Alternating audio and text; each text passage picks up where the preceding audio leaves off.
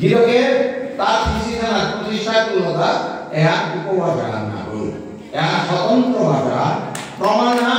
একটা দুয়ার উপভাষা আছে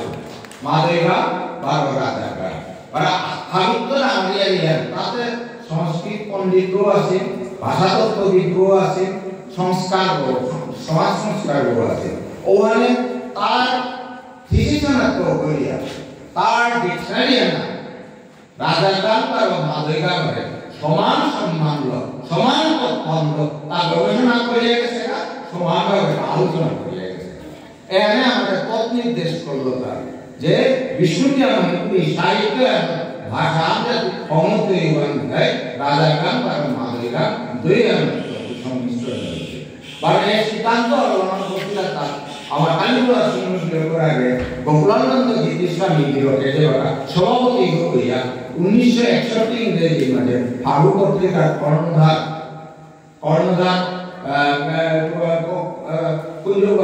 মদনমোহন রাজবংশীকে যে সাহিত্য সভা আঁকায় আছে 2 নম্বর সভার মাঝে সভাপতিত্ব করলো তাই গোকুলানন্দ গীতিস্বামী গির ওই দিনকার 2 নম্বর সিদ্ধান্ত আমি